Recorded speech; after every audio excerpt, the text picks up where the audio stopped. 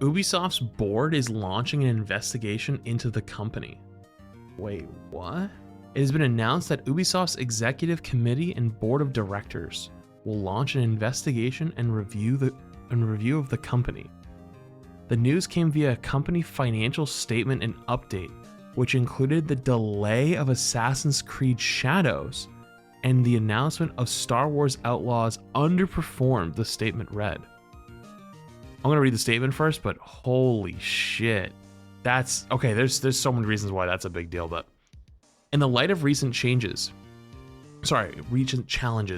we acknowledge the need for greater efficiency while delighting players. As a result, beyond the first important short-term actions undertaken, the executive committee, under the supervision of the board of directors, is launching a review aimed at further improving our execution, notably in this player-centric approach, and accelerating our strategic paths towards a higher performing model to the benefit of our stakeholders and shareholders. That statement is literally counterintuitive though. Like they argue with each other. They said that they want a player-focused, player-centric approach, but also to the benefit of stakeholders and shareholders. I would argue that a lot of gaming actually does the opposite because they want to do or have things more catered towards shareholders and stakeholders, right? Like when a game comes out and it's not fully released or fully finished and it's full of microtransactions and then they try to sell extra stuff on top of it, or it's pay to win. Assassin's Creed Shadows has had so many problems this whole year. There was a lot of cultural problems. There was a lot of like backlash around the game. Star Wars Outlaws comes out, and I knew some people that said it was okay or it was good. But I saw like the majority of people online that said it was pretty bad. I never played it, to be fair, so I can't really make a judgment. But I don't know, it just kind of looked empty to me, at least personally. But I'm also not a huge Star Wars fan, so I was kind of like, it's whatever. Finally, let me address some of the polarized comments around Ubisoft lately.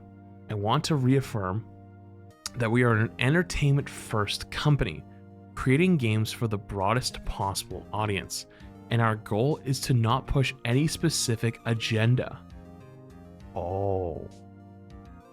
We remain committed to creating games for fans and players that everyone can enjoy. I already know for a fact this is going to end up farmed somewhere. That is...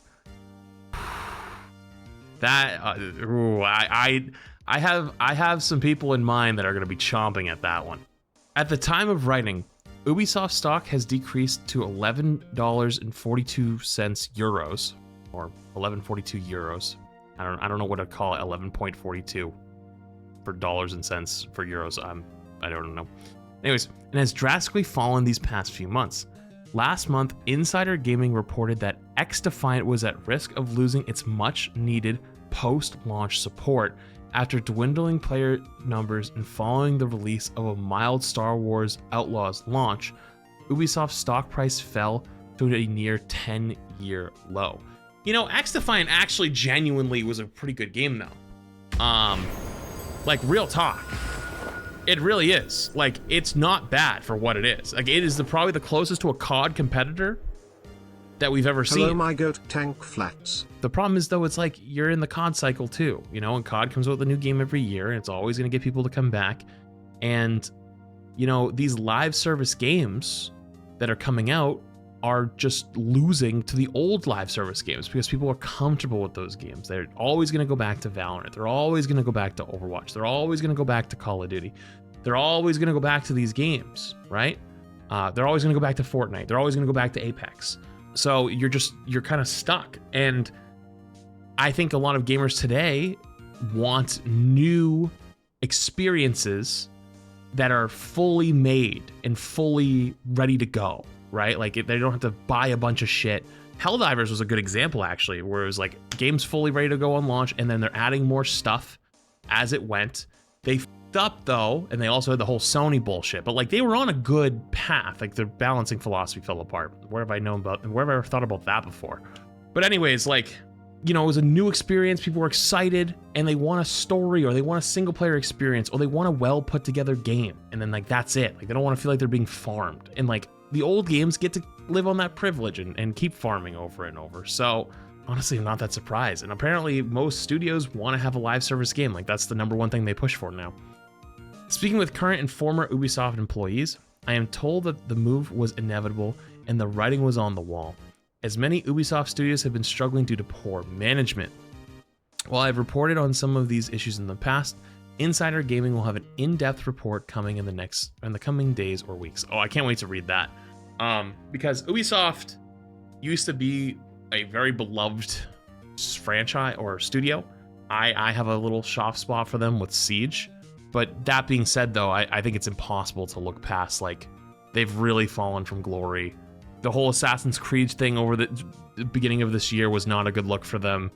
XDefiant not being able to perform long term, and it's, you know, like, I remember hearing a story just a few weeks ago that if this upcoming season of XDefiant doesn't do super well, like, they might just like turn off the game. They would be like, "Yep, done. We're good."